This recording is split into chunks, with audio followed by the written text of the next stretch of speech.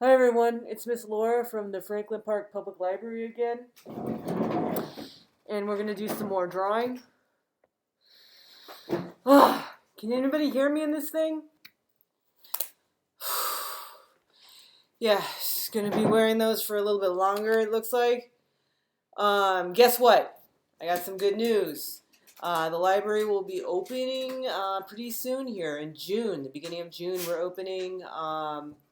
It looks like we're going to still be wearing masks inside. Not these scary black ones. I think more kind of lighter, more friendlier looking, kind of nurse looking ones. But anyways, while we're at home, we'll go ahead and breathe freely. So as we can see, it's a nice rainy day outside, which is a great day for doing some indoor activities. And I have another drawing activity to do for you today. So the first thing to do for that is get our drawing materials ready. Here I've just grabbed a pencil, a regular pencil, and an eraser and marker, a couple of markers, a few colored pencils, and a ballpoint pen. And then what you'll do is I'm still using these pieces, computer printer paper, and this is a scratch piece of paper. Go ahead and find a scratch piece of paper and fold it into four pieces, the hamburger way, and then fold it again the hot dog way, and then you have four squares. Now give yourself something nice to draw on. I have a clipboard here, or you could just put it on the table like this, or a magazine. And what you're going to do in these four squares is just go ahead and draw four items. Draw a tree, a house, your favorite animal. Maybe you have a pet like a cat or a dog. And then maybe a flower. Let's see. Go ahead. A house, a tree, a favorite pet or animal. And then the other one, draw maybe a flower, since it is spring. And go ahead and stop the video and draw these things. You can do it as quickly as you want. And then come back to the video after you've drawn these things.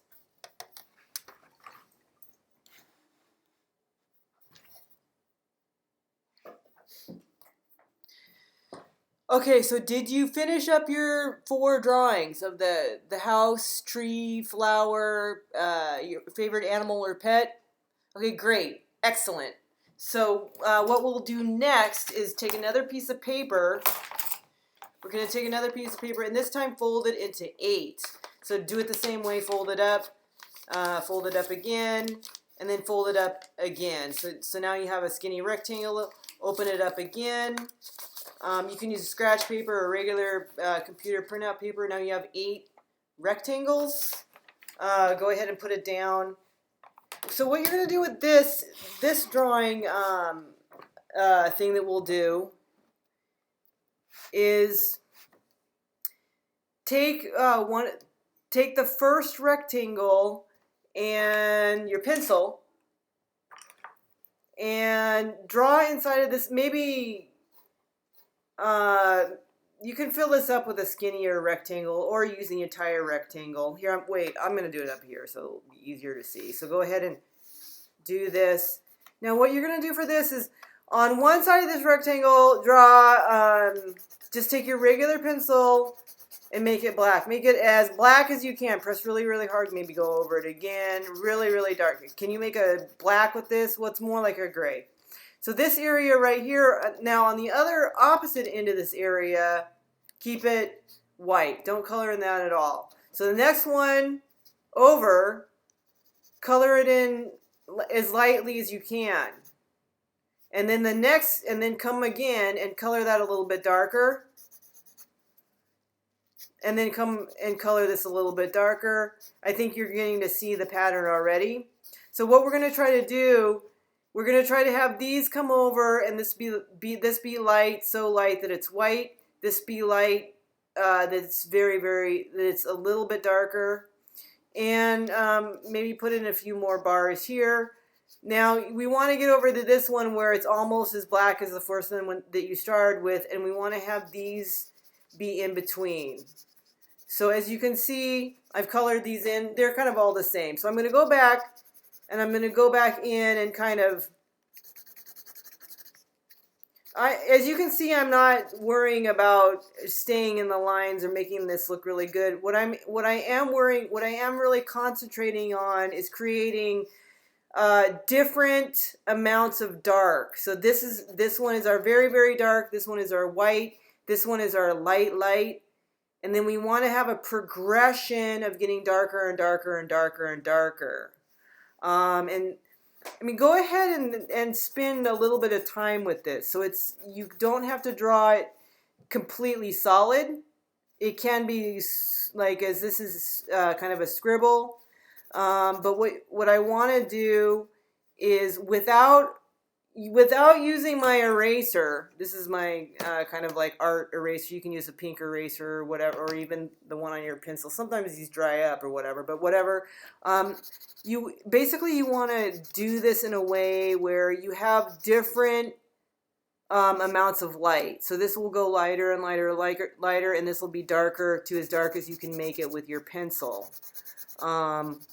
Obviously, as we know, so this is pretty good so far. Maybe this could be a little bit darker. Maybe this one could be darker.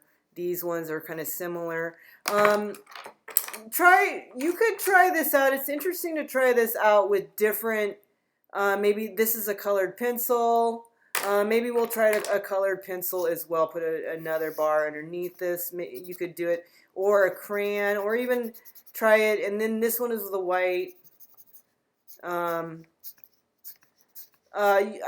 know that you get the picture. I'm not going to do this the whole time, but maybe have this be a little bit darker, a little bit even darker, even darker, even darker, even darker, even darker, darker, lighter. An interesting, actually even interestinger, equally as interesting, is trying it with ballpoint pen. Because as we know, ballpoint pen, you only have this very tiny dot on the end to color with. So if you wanted to color very black, you'd have to sit here and scribble for a very long time, and then this would be white. And it's not exactly easy to be light with a ballpoint pen.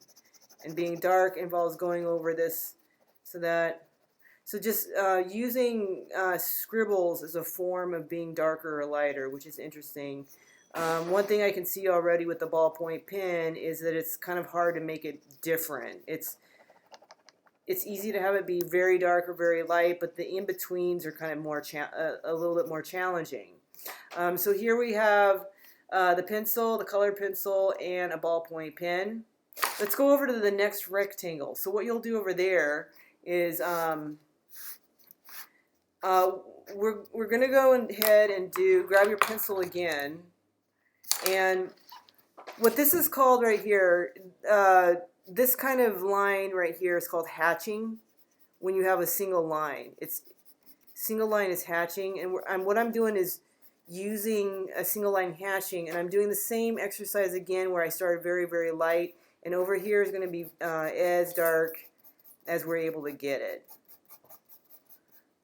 Black, and in order to create black, how did I do it? I just went over it again a couple of times, and this one is a lighter gray. Maybe go over that. Maybe go over that. So as you know, hatching is with one line, and as you can see, it kind of starts to look similar to some things that we may think about, maybe fur on an animal, maybe grass, or a lot of plants that grow up in the air like this. So when you have this hatching, cross hatching is when you go over it again the opposite direction. So this is hatching, one line, and cross hatching is now two. So go ahead and do that. these are drawing exercises which are all going to be helpful for what we're going to do later. So what I'm trying to do, now I'm doing cross hatching, and I'm still following this, going from darker to lighter, or from lighter to darker. So here maybe I'd have just draw very light and maybe just going over it a little bit. Here I started to press, when I started to get darker, I started to press a little bit darker there. Cross hatching, you can go over it again another way. You can go over it. See, I got really, because I went over that 3 times, I started to get darker, a little bit darker. So you have hatching with 1 line, cross hatching 2. I'm going to make this really, really dark. And then why don't we come down to this square, this rectangle, and think of something else that you another type of mark. Maybe you can make one up. Maybe we have marks that are shaped kind of like spaghetti. So again, kind of like as we did with the ballpoint pen, something kind of scribbly. Are you able to make scribbly marks that go from darker to lighter? Let's challenge yourself like that. I think it seems like the way to make anything dark is to go over it more than 1 time. Press harder. There's pressing harder. There's going over it more than 1 time. Like you can still make a mark and be very, very light with it, just simply by not pressing very hard. So the pressure makes it darker, and then the amount of times you're going over it. Let's think of another line. You know, there's these hatching lines. What if you did hatching lines that were kind of like S's? Or, you know, what does this look like? It looks kind of like water. Or sometimes hair, curly hair. Sometimes people have curly hair. Or, let's see, or string. Sometimes there's string that's like this.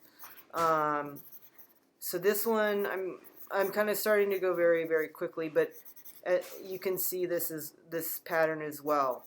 Now, so this one I kind of made similar. You can go back again and kind of do it again. Like these are very similar. What we're trying not to do is we're not trying not to erase. We're trying to be able to make it, through the amount of marks, through the amount of pressure, darker or lighter. So if I can kind of there, like, so this rectangle, what we'll do in this rectangle, so we'll make kind of a pattern in this one of repeated shapes. Maybe this pattern would be like little circles. So I hear some circles. Those look kind of like bubbles. So how do we make this dark? The same thing, pressing hard.